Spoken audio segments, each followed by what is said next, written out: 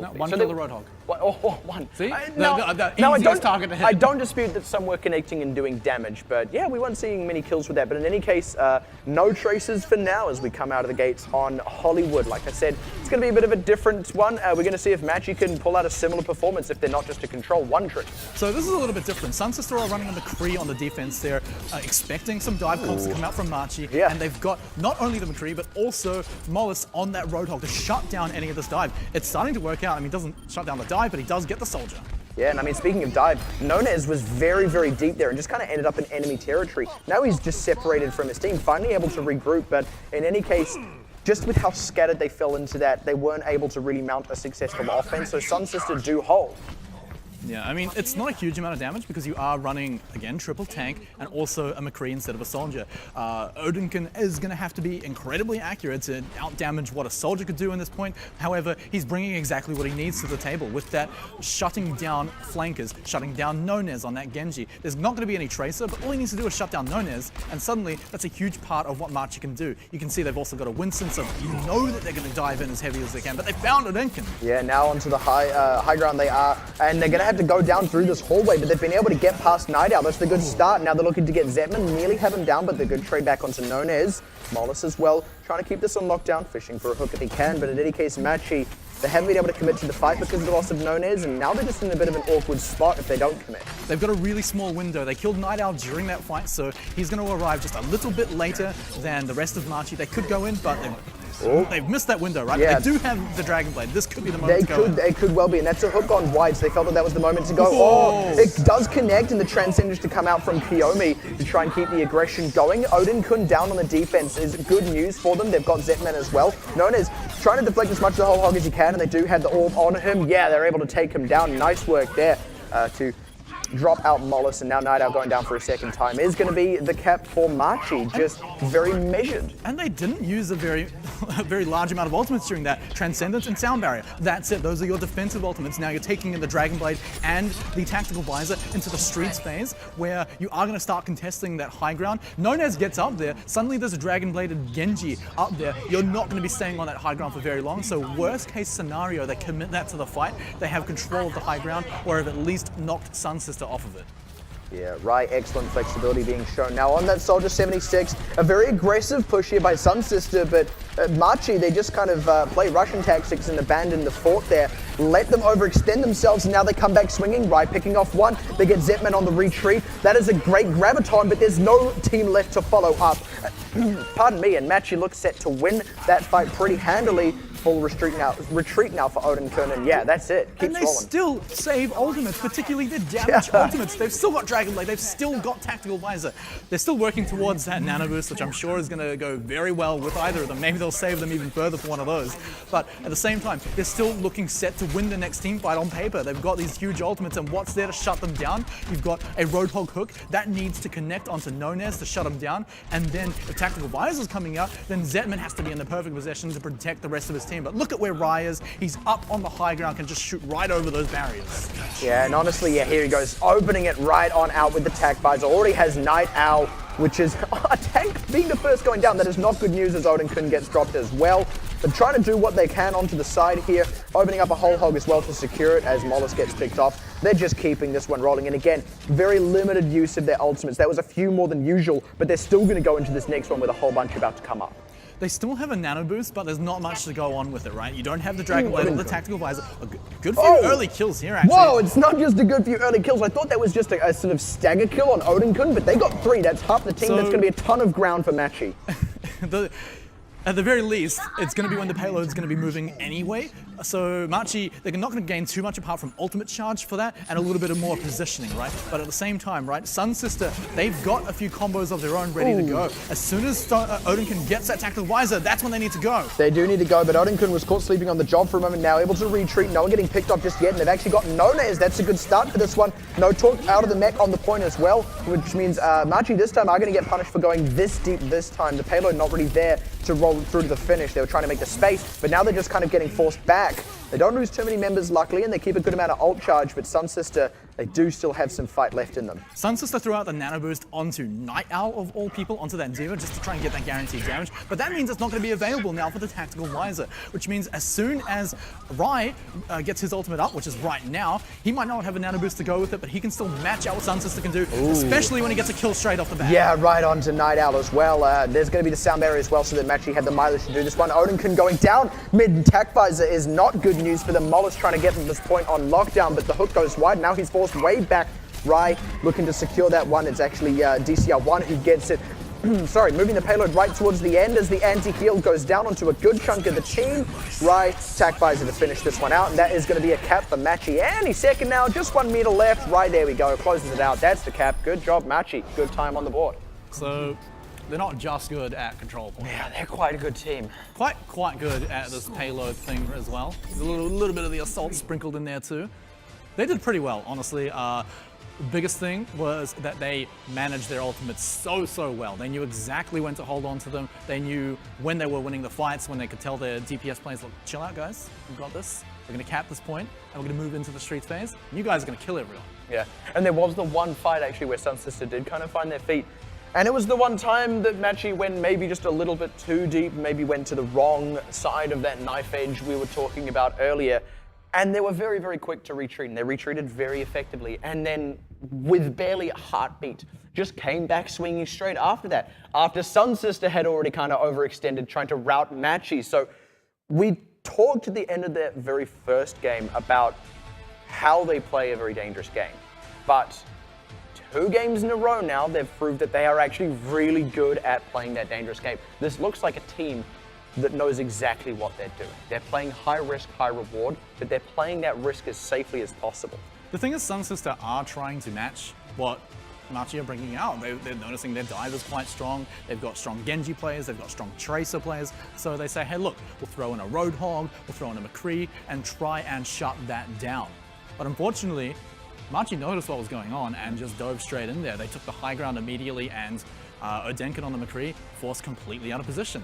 I also actually have to say, the other thing I mentioned after the last one was SunSister felt like a team that, you know, given a little bit more time, had Machi not forced the issue on some of those fights when we were on Lijiang, I feel like they could have really got the ball rolling, got that ult economy in their stride. They had all those necessary glimmers of hope. They had the defense to start with. They even repelled an attack. They had the advantage in terms of ultimate charge. And actually, even with the time, they weren't able to make it happen. So you start to wonder now, is that actually just a glaring weakness for SunSister? I feel like we will know for sure if they really flounder on this attack.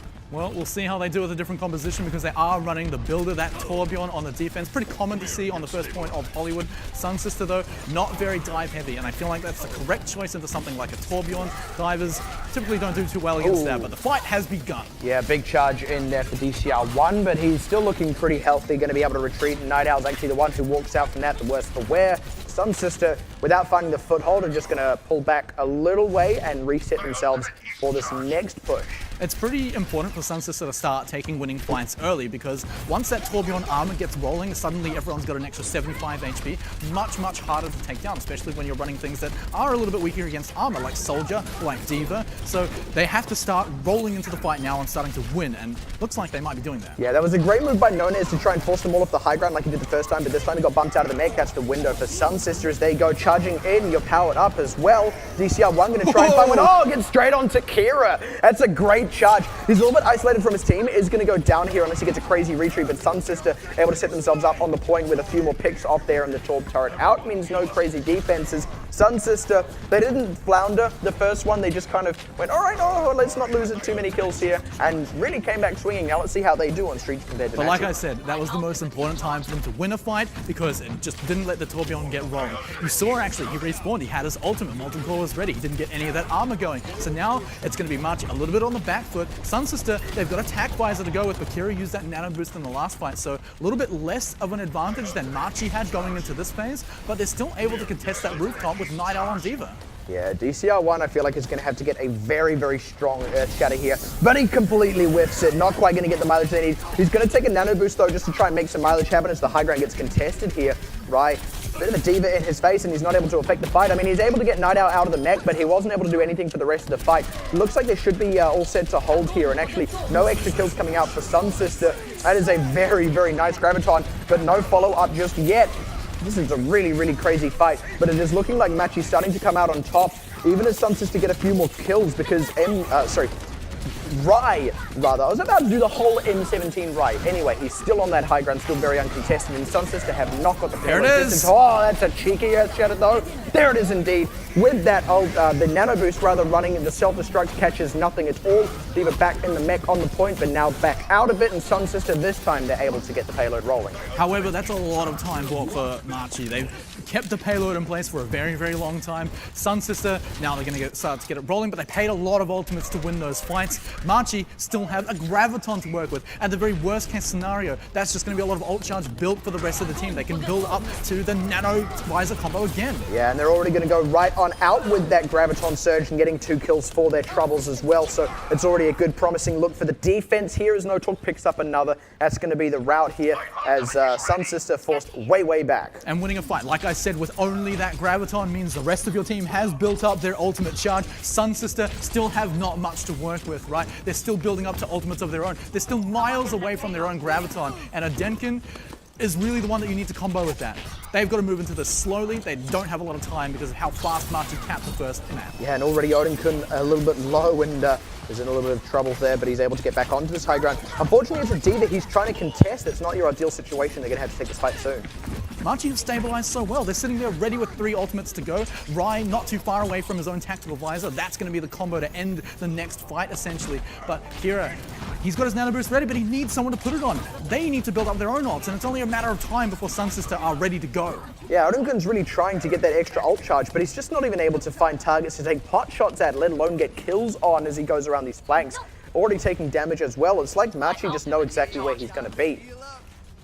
Machi, all they've got to do is wait right now because as SunSister are building up their own ults, so are Machi. Machi still have the same combos to go. They've got really powerful ones. No Talk is halfway to the next Graviton, but here we go. Yeah, finally going to open it out, and they did just get the Dragon Blade in time, but with that sound barrier running, he can't find anyone. He's forced off to the side of this fight. Now he's got no team to back him up, even if he did find the kills.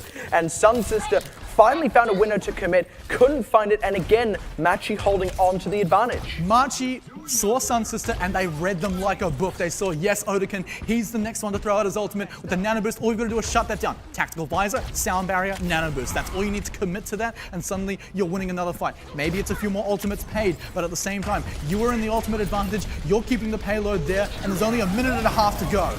All right, here we go. That minute and a half already going to be eaten up a little bit by a self-destruct. Doesn't find much, but forces a bit of positioning. DCL1 gets taken down. That's a nice opening here and a good Earth Shatter. They should be able to push this one, get this one going. Now SunSister, they can find just one more. Want to get Rai off to the side here. He's going in very, very aggressively just to buy seconds, but he does go down. That is the payload underway, but there's plenty of time here for Machi to still force a fight and find another angle for defense.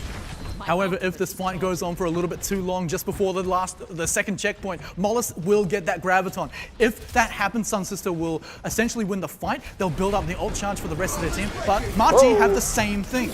Yeah, SunSister going to commit to this one with the sound barrier. They don't have much else to go on for now, but they're going to see what they can do with that one. No Talk about to get a Graviton, but he can't get his own up just yet. M17, Machi still trying to keep this one alive on the point as Night Owl, even out of the mech, is giving Kiyomi a hard time, but Rai finding to clean him up. And with Rai back in this fight, is starting to swing back in their favor, even as their healers have all that anti-heal on them. Going to be able to pick off this enemy Zarya here as Mollis is down and out for the counter. Machi, like I said, they did find that angle for defense, even if it was slimming.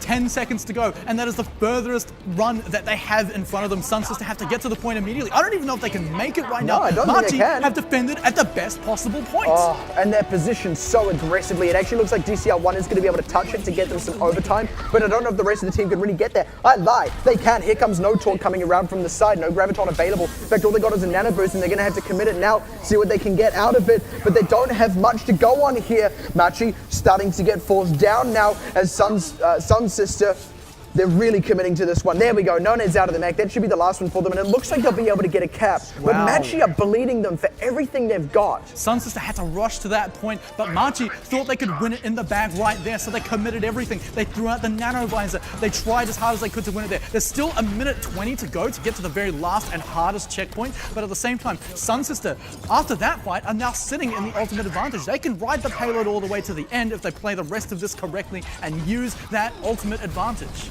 Yeah, they need to be very careful though which ones they do use, because DCR1 with that Earth Shadow, which we will have soon, can very quickly shut them down if they aren't careful. So careful is still going to have to be the name of the game for this advance as they go in deep to try and get it, diving right onto the back line. No one contesting them just yet. And there goes the sound barrier, very preemptive one out of Machi. That's the big one though, the one that's going to stop them up. And they find Odin with that. The nano boost already committed, doesn't find anything either. They do trade one back, but SunSister already so low in this fight as Night Owl forced out of the mech as well. Sick headshot for Rai on that McCree. And again, great hold for Machi. We saw them do it before. 30 seconds to go. Again, they have to rush to that point. They don't have a nano boost ready to go. All they've got is a primal raging Winston to go on into this fight. They need to build up the ult charge for Zetman so that he can get the money shot on that Earth Shatter. That's all they've got. That's their hope to go into this. Yeah, but if he gets picked off or even gets too low, then that is no hope, in fact, at all, as Elu is already out of this one. There's going to be the Graviton committed out of no torque. Doesn't really catch much, but this is a very hectic fight, and they pick off Zetman. That would have been the key one for SunSister. Without him, without the Earth Shatter, and now with Odin down mid-Dragon Blade, they're going to find nothing for that. No thank you, sir, as Nonez cleans that one up with a self-destruct and more. He's all that in a bag of chips, and Machi 2-0 up now in the series. They aren't just Control 1 tricks. Machi, they still won that, but there were times where they could have been sweating during that match, right? Especially after SunSister came back in the final hour and captured that second checkpoint. Machi threw everything they had at that fight and still lost it. They went into the third checkpoint with less resources than Machi, but they managed to stabilize, and that's the most important thing.